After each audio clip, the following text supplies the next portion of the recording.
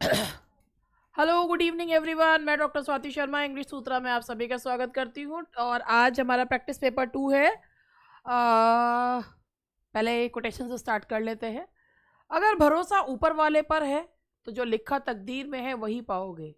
भरोसा खुद पर है तो वही लिखेगा जो आप चाहोगे। ऊपर वाले पे भरोसे के साथ साथ खुद पे भरोसा होना भी बहुत ज़रूरी है। ये कोटेशन जो है ये इन्होंने छाट तो लिया, लेकिन सिर्फ ऊपर वाले के भरोसे नहीं, ऊपर वाले के भरोसे के साथ खुद पे भरोसा होना भी बहुत ज़रूरी है कि हाँ, हम ये कर सकते हैं। फिर तो भगवान भी आपका साथ देने से खुद को नहीं रोक पाएंगे। और इसी के साथ हम अपनी सीरीज स्टार्ट करते हैं। यूपी टीजीटी इंग्लिश का पेड बैच 14 मार्च से स्टार्ट हो चुका है।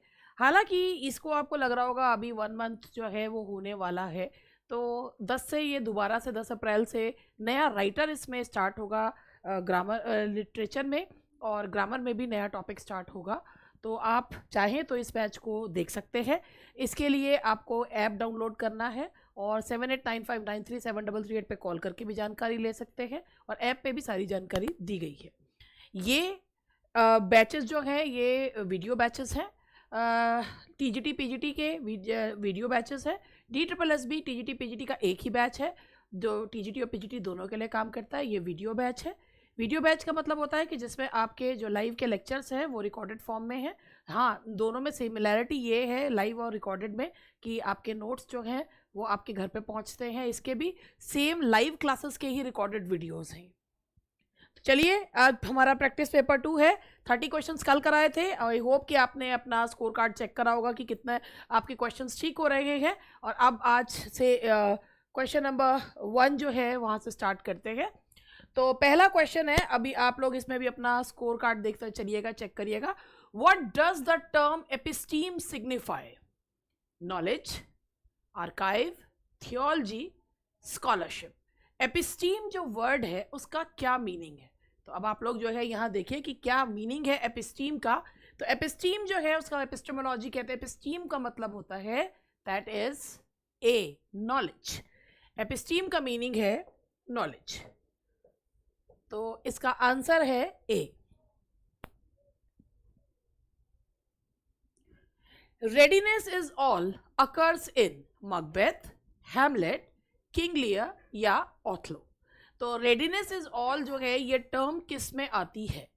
तो बिल्कुल आप लोगों ने ऑप्शन देख लिया होगा और उसके साथ ही आप लोगों ने जवाब भी अपना सोच लिया होगा। तो ये आंसर है हैमलेट का। हैमलेट जो कि शेक्सपियर की लॉन्गेस्ट ट्रेजेडी है। हैमलेट जिनके बारे में टी.एस. इलियट ने कहा ऑब्जेक्टिव कोरिलेटिव इसमें नहीं है। और हैमलेट का जो कैरेक्टर है वो बाद में ये भी कहा गया कि कुछ क्रिटिक्स ने ये भी कहा है कि he was suffering from Oedipus complex, कि हैमलेट में इडीपस कॉम्प्लेक्स जो है वो टर्म इसमें पाया गया है और वो उसका एक फ्लॉ भी है, वन ऑफ द फ्लॉज उसमें है। वैसे जो हैमलेट का फ्लॉ है that is Nobel in action, उनका फ्लॉ है। From which Shakespeare's plays is this famous line, "Did my heart love till now? For swear its sight, for I never saw a true beauty until this night." ये lines कौन से play की है? A midsummer night's dream, Hamlet, Othello, Romeo and Juliet. Shakespeare के कौन से play से ये फेमस लाइन्स ली गई हैं? आप लोगों ने सोच लिया होगा। Did my heart love till now, क्या मेरा दिल अभी भी प्यार करता है? Forswear it sight, for an ever saw a true beauty, आज तक इतनी खूबसूरत लड़की नहीं देखी जितनी आज रात। तो ये लाइन है शेक्सपियर की जो ट्रेजेडी है रोमियो एंड जूलियट, जिसे ट्रेजेडी ऑफ सर्कमस्टांसेस कहा जाता है, बिकॉज इसमें hero and heroine are too young and they died just because of it was circumstances. तो रोमियो एंड जूलियट जिसके बारे में कहा जाता है it's a story of star crossed lovers. तो ये लाइन्स है रोमियो एंड जूलियट की। Which of the following are characters of much ado about nothing? आप लोग कैरेक्टर्स देखे, Hero Borachio, Antonio, Claudio, Leonato, और हीरो ऑर्लैंडो, ही Miranda, Borachio, Hero Borachio. Much ado about nothing ये भी एक कॉमेडी ऑफ मैनर्स का जो है वो एग्जाम्पल है। और इसमें मच अडो अबाउट नथिंग की बिना बात की बात को पढ़ाना, और ये जो प्ले है ये शेक्सपियर का जो है ये एक कॉमेडी ऑफ मैनर्स में ही जो ये आता है ये जो जॉनरा है इसका। तो इसके जो कैरेक्टर्स हैं वो इसकी हीरोइन का नाम है हीरो, जो मतलब इसमें एक one of the women characters Borachio, Antonio, Claudio and Leonardo. तो इसका आंसर है A. Which of Shakespeare's characters claim brave new world? Ferdinand, Antonio, Miranda या प्रॉस्पेरो? तो इनमें से किसने क्लेम किया है ब्रेव न्यू वर्ल्ड? ये इसके नाम से एक डिस्टोपियन नॉवल भी है,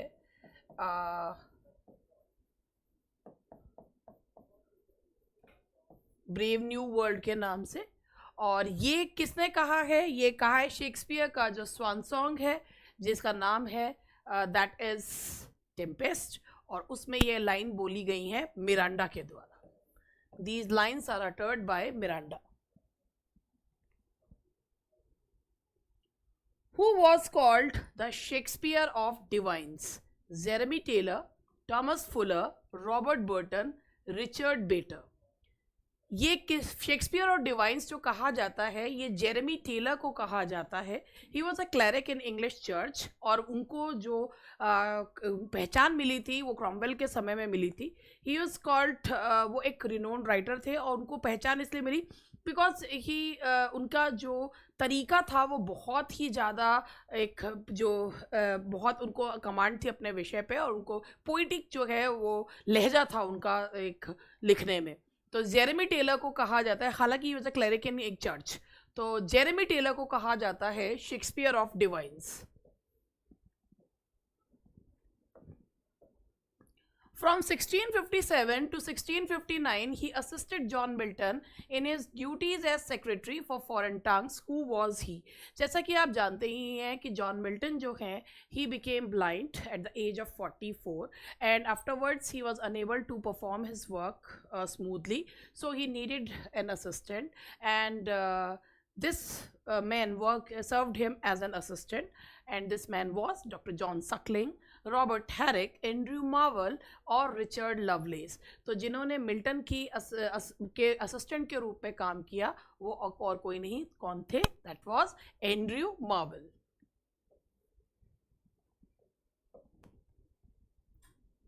Who among the following poets admitted bluntly that his verses were a tame imitation of Pope's versification? William Shakespeare, William Wordsworth, John Galsworthy, ST. Coleridge? देखिए आप लोगों ने ऑप्शंस तो देख ही लिए होंगे, मैं इसके बारे में बताऊंगी। जब रोमांटिक एज की शुरुआत हुई तो रोमांटिक एज का जो मोटो था वो यही था कि आर्ट को किसी भी या पोइट्री को किसी भी प्रकार के बंधनों में नहीं बांधा जी। It was revolt against new classical age, क्योंकि that followed the rules and regulations and they were not concerned about the content। तो लेकिन विलियम वर्ड्सवर्थ जो एक नेचर पोएट कहलाते हैं, जिन्होंने कहा है कि poet is a man speaking to man, जो है वो पोएट खुद उन्होंने एडमिट करा कि when he started his career तो वो भी पोप को इमिटेट करते थे। तो इसका आंसर है विलियम वर्ड्सवर्थ, क्योंकि उन्होंने खुद ही एडमिट करा है कि his early poems were tame imitation of Pope's versification. That was William Wordsworth. How many of Shakespeare's dramas deal with English history and how many with Roman history? तो देखिए कि इसमें आप 9, 4, 8, 2, 7, 3, 10, 3, तो अब आप इसमें यहाँ पर ये देखिए तो इसमें ये जो ऑप्शन है वो डी है, क्योंकि 10 उनके हिस्ट्री प्ले हैं, 3 उनके रोमन प्लेस हैं। एंटोनी एंड क्लियोपेट्रा, और आपने सुन नहीं रखा होगा, Romeo, Antony and Cleopatra, Julius Caesar, Coriolanus, तो ये जो हैं उनके रोमन प्लेस हैं, और बाकी उनके 10 जो हैं वो हिस्ट्री प्लेस हैं। तो इसका आंसर है D. Identify the right idiomatic usage. My father finds it very difficult to make both ends meet. My father finds it very difficult to make both his ends meet. Both the ends meet. To make both the ends meet. Finds it very difficult to make both the ends meet. My father finds it's very difficult to make both of the ends meet. तो my father finds it's very difficult to make both ends meet, और ये एक idiom है जिसका मतलब होता है कि किसी तरीके से गुजर बसर करना. तो my father finds it's very difficult to make both ends meet. तो आप लोगों को देख लिया होगा, द आंसर इज ए.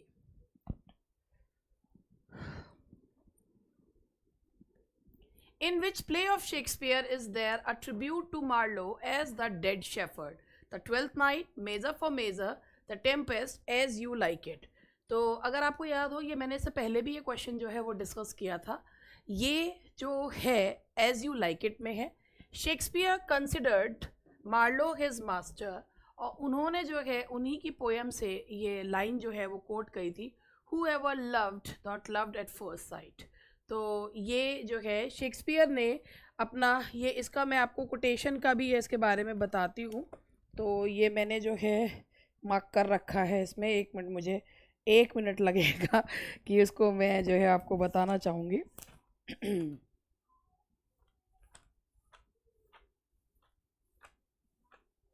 ये मेरे पास, मैंने अपनी हिस्ट्री ऑफ इंग्लिश लिटरेचर की बुक है, इसमें ही मैंने इसको मार्क कर रखा है.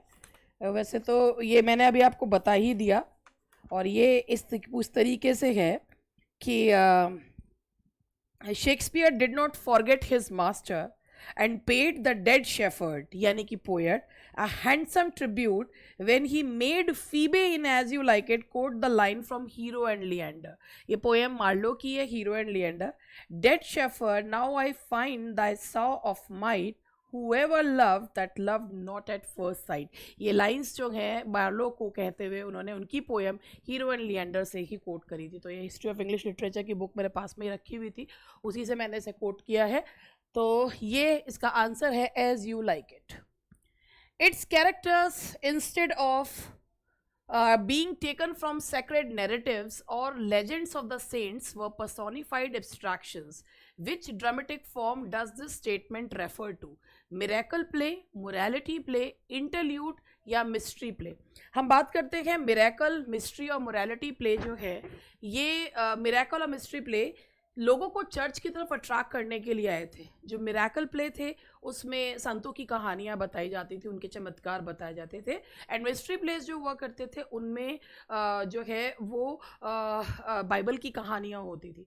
इंटरल्यूड्स जो होते थे वो प्ले के बीच में डाले जाते थे just for the sake of laughter, और होते थे मोरालिटी प्ले. इनमें जो कैरेक्टर्स होते थे वो एब्स्ट्रैक्ट जो है वो एक एब्स्ट्रैक्ट क्वालिटी को पर्सोनिफाइड फॉर्म में दिखाया, जैसे वर्चू और वाइसेस को कैरेक्टर्स के रूप में दिखाया जाता था.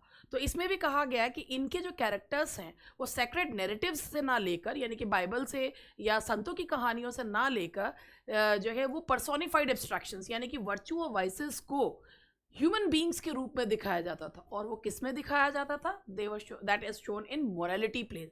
तो ये है एवरी मैन जिसका एग्जाम्पल भी है, that is morality play. Why does Jolyon forbid John to see Fleur in the Forsyte saga? Irene wants John to herself. He himself has fallen for Fleur. Irene will be undefended one. Once he dies, he hates Fleur. ये कहानी जो है ये John Galsworthy का magnum opus the Forsyte saga की है. Forsyte saga जो कि कहानी है एक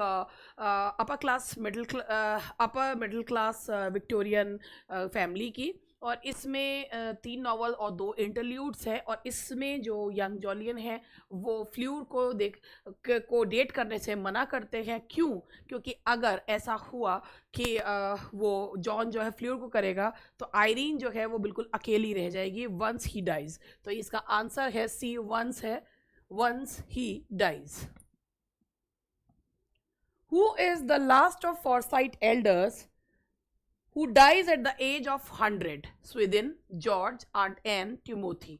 तो इसमें कौन जो है वो 100 की मतलब 100 ईयर्स में मरता है? And that is Timothy.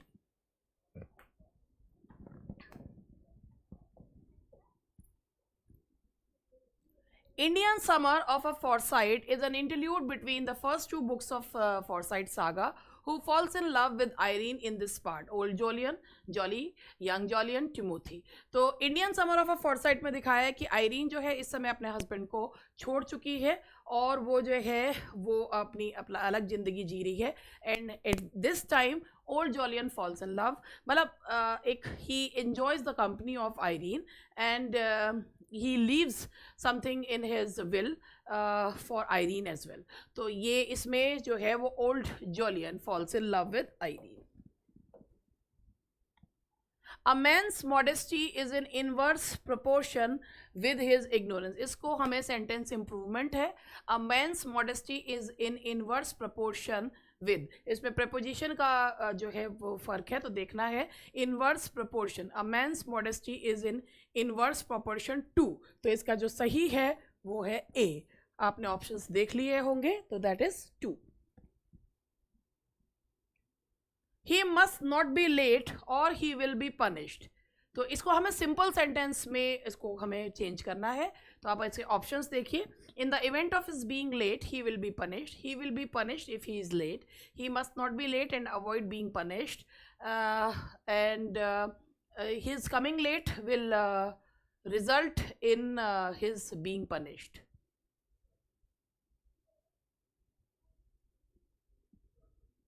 अब यहाँ पर ये देखिए कि यहाँ पर इसे हम सिंपल सेंटेंस में करना है और इसमें ये देखिए ही मस्ट और ही विल बी पनिश्ड. अब यहाँ पर ये देखिए कि इसमें अगर हम इस पहले वाले को मतलब बी से देखते हैं, ही विल बी पनिश्ड, ये हमारा एडवर्ब क्लॉज दे रखा है क्योंकि दो आ रहे हैं तो वो नहीं होगा. He must not be late, ये वाला भी नहीं होगा क्योंकि इसमें भी दो वर्ब है. His coming late will result in his being punished, ये सेंटेंस स्ट्रक्चर गलत है. इन द, अब इसको जो है एक ही बचा है. In the event of his being late, पहली बात ये है ऑफ हिज बीइंग लेट, यहाँ पर ये जरंड के रूप में जो है वो यूज़ किया गया है. ही will be punished, he will be punished केवल एक इसी में ही वर्ब है जो एक फाइनाइट वर्ब इसी में ही है. ऊपर वाला नॉन फाइनाइट वर्ब है तो दैट इज सिंपल सेंटेंस. बाकी में इन दो में वर्ब्स जो हैं वो दो हैं, फाइनाइट वर्ब्स है. नीचे का सेंटेंस स्ट्रक्चर ठीक नहीं है. तो सिंपल सेंटेंस वो सेंटेंस होता है जिसमें केवल एक ही फाइनाइट वर्ब होता है. Notwithstanding his hard work, he did not succeed. Compound में बदलना है. कंपाउंड का मतलब होता है principal clause plus coordinate clause, और जो कोऑर्डिनेटिंग कंजंक्शंस यानी कि फैन बॉयज कंजंक्शन से जुड़े हुए होते हैं. He did not succeed despite his hard work. तो अगर हम डिस्पाइट लगाते भी तो ये सिंपल हो जाता क्योंकि इसमें जो है केवल एक ही वर्ब है और कोऑर्डिनेटिंग कंजंक्शन नहीं आ रहा, तो ये गलत है. दो hard working he did not succeed. ठीक है, तो इसमें भी जो है दो से शुरू हो रहा है तो वो जो है वो ये सेंटेंस जो हो जाता है ये कॉम्प्लेक्स सेंटेंस हो जाएगा. He worked hard yet he did not succeed despite hard work success did not come. दोनों यहाँ पर भी जो है इसमें भी ये भी सिंपल सेंटेंस है. He worked hard. अब आपके फैन बॉयज कंजंक्शंस जो होते हैं for and not but yet, तो ये इसमें येट है. तो he worked hard he did not succeed. तो यहाँ पर ये सी जो है ये आपका कंपाउंड सेंटेंस है. I was doubtful whether it was really you. ये नेगेटिव में चेंज करना है. I was not sure that it was really you. I did not believe it was really you. I was sure it was really not you. I was in no doubt it really was you. तो अब आप यहाँ पे देखिए I was doubtful. I was doubtful whether it was really. जब कभी इस तरीके के सेंटेंसेस होते हैं तो उसमें जो पहला पार्ट होता है उसी को उनको चेंज किया जाता है. जैसे I am sure, I am not sure he will come, या I am sure he will come, I am जो है आई डोंट बिलीव. तो अब बाद वाले सेंटेंस को नेगेटिव में चेंज नहीं करते. अगर आप कहते हैं आई वॉजंट डाउटफुल तो वह सेंटेंस का स्ट्रक्चर ही चेंज हो जाता है. जब हमें किसी सेंटेंस को अफर्मेटिव से नेगेटिव में चेंज करना होता है तो विदाउट चेंजिंग इट्स मीनिंग, तो डाउटफुल का इसमें क्या करते हैं कि हम उसका जो है ऑपोजिट वर्ड यूज़ कर लेते हैं और नॉट लगा देते हैं और ऑपोजिट वर्ड लगा देते हैं. तो यहाँ डाउटफुल का ऑपोजिट वर्ड होगा श्योर और उसके साथ नॉट लगा दीजिए आई वॉजंट श्योर. तो यहाँ इसका आंसर है A. She did the job without dash enthusiasm, इसमें हमें इनमें से जो है सूटेबल डिटर्मिनर भरना है, मच और many little. She did the job without enthusiasm, enthusiasm एक जो अनकाउंटेबल नाउन है और यह है कि बिना किसी, विदाउट मच, तो मैनी नहीं लगा सकते, ऑल नहीं लगा सकते, विदाउट, अब विदाउट लगा दिया तो लिटिल नहीं लगा सकते क्योंकि लिटिल अपने आप में एक नेगेटिव वर्ड है, तो उसके साथ क्या लगाएंगे, much.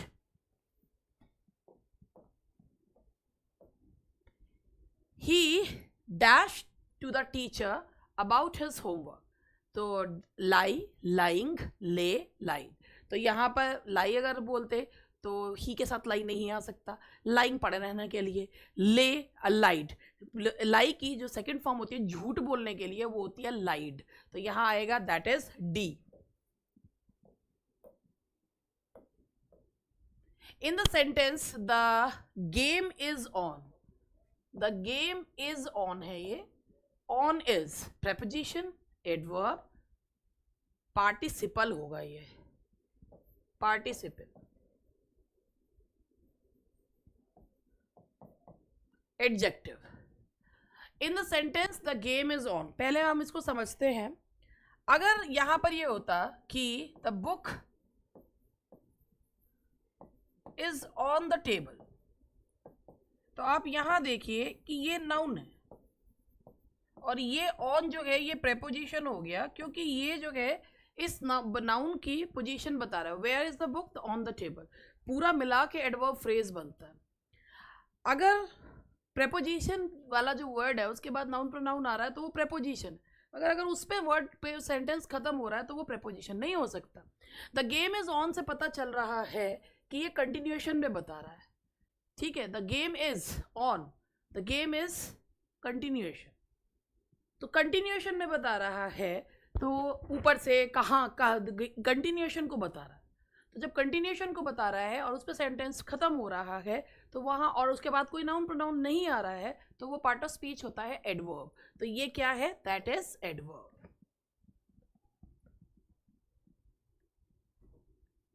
If I were you, I would not do that. In this sentence, were is primary auxiliary, modal auxiliary, subjunctive, conjunct.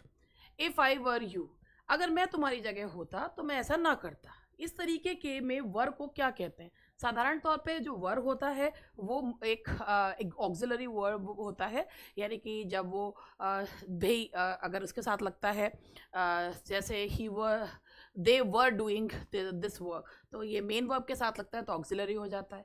अगर नहीं होता तो यही जो है वो जो है ये मेन वर्ब की तरह ही ये काम करते हैं। हाँ, तब ये जो है वो केवल सब्जेक्ट को जो है उसे जोड़ने का काम करते हैं। तो ये क्या है, ये क्या है, ये है सब्जंक्टिव, ये पास्ट सब्जंक्टिव है। पास्ट सब्जंक्टिव क्या होता है, जिसमें एक प्रेजेंट की एक काल्पनिक सिचुएशन बताई जाती है कि if I were you I would not do that, अगर मैं तुम्हारी जगह होता तो ये ना करता। तो if I were a king, तो जहाँ पे काल्पनिक सिचुएशन बताई जाती है वहाँ पर वर जो होता है ना तो वो ऑक्सिलरी होता है, ना ही वो जो है वो मेन वर्ब की तरह काम करता है, वो किसकी तरह काम करता है, सब्जंक्टिव की तरह, तो that is subjunctive.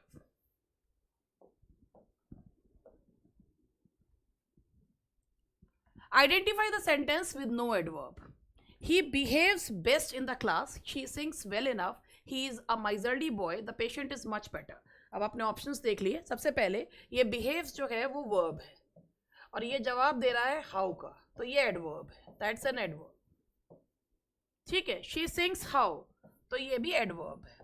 He is a miserly, ये कॉपिला के साथ ये जो आया है, ये जो हमारा जो जोड़ने वाला सिर्फ जब is are am being be verbs के बाद केवल जो है वो एक जो वर्ड्स आते हैं वो ऑब्जेक्ट तो होते नहीं हैं, वो सब्जेक्ट के बारे में ही बताते हुए होते हैं, तो वो जो है इसमें ये सब्जेक्ट के बारे में ही बता रहा है। अब इसमें आप देखिए बॉय नाउन है, नाउन के आगे माइजरली लगा हुआ है, ये बॉय की क्वालिटी बता रहा है, तो ये क्या हो गया, दैट्स एन एडजेक्टिव, ये एडजेक्टिव हो गया। The patient is much better, the patient is कैसा है भाई, पेशेंट जो है वो बेटर है, तो पेशेंट के बारे में जो बता रहा है वो बेटर है, मगर जो एडजेक्टिव की के बारे में, एडजेक्टिव की इंटेंसिटी को बढ़ा रहा है वो क्या है, that's an adverb.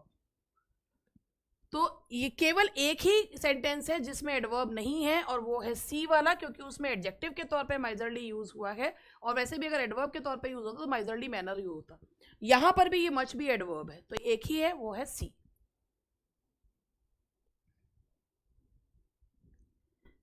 Synonym of abase is, abase का मतलब होता है बहुत ही किसी चीज को डिग्रेड करना, किसी चीज को रैंक में कम होना, बहुत ही ज्यादा किसी चीज को निम्न वर्ग को निम्न होना। तो डिग्रेड, अनकाउथ, बेसलेस, फोर्सफुल। तो अबेस का होगा दैट इज डिग्रेड करना। What is the grammatical status of the underlined part of the sentence? Do you remember if you left it anywhere? Relative clause, noun clause, conditional clause, adverb clause. तो इसमें आप यहाँ से अगर ध्यान से देखें तो भाई डू यू रिमेंबर क्या, तो जो क्या का जवाब दे वो कौन सा क्लॉज होता है, नाउन क्लॉज। तो that is B, noun clause. There was a big argument about dash we should move to a new house, कि एक आर्ग्यूमेंट था कि अब इसमें हमको जो है कंजंक्शन भरना है, if, whether, that, none of the above. तो अब आप देखिए की का सेंस आना है, तो whether we should move to a new house, तो यहाँ आएगा दैट इज वेदर, की के सेंस में। In all likelihood the missing boy has run away to the forest. इसका इसमें से इस इडियम का इसमें से मीनिंग जो है वो बताना है। इन ऑल लाइकलीहुड, तो इसका क्या मीनिंग, इस इडियम का क्या मीनिंग है? With good intentions, there is no chance, in the most probability, without doubt. तो इसमें आपने देखा होगा इन ऑल लाइकलीहुड की सभी पूरी संभावना है, तो संभावना के लिए कौन सा आएगा, that C, in the most probability. इस इडियम का मीनिंग बताना था। Now the next question is synonym of incumbent is. Incumbent का सिनोनिम क्या है? Presence, mandatory, incapable, officious. Incumbent जो जरूरी है, तो that is mandatory.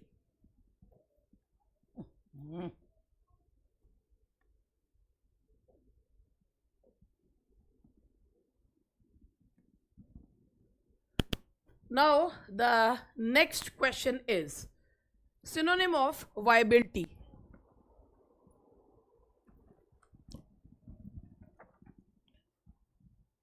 Now please see the question. Synonym of viability: ability to reform, ability to mediate, power to bounce, capability to survive. तो यहाँ पर ये लास्ट क्वेश्चन है वैसे भी इसका, तो ये जो है वाइबिलिटी का अब आपने देख ही लिया होगा, that is capability to, viable से है तो इसका है that is capability to survive. तो ये थे आज के क्वेश्चंस, और आप लोगों ने साथ के साथ पढ़ के अपना स्कोर भी चेक करा होगा कि कितने जो हैं क्वेश्चंस आपके ठीक हुए। बाकी खुद पे भरोसा रखिए और एग्ज़ाम की तैयारी करते रहिए, क्योंकि अगर जो है सावधानी हटी दुर्घटना घटी वाला चीज़ है। जब इतना मेहनत कर ही रहे हैं तो आगे भी करते रहिए। इसी के साथ आज का सेशन यहीं समाप्त करते हैं, मिलते हैं कल, बाय बाय।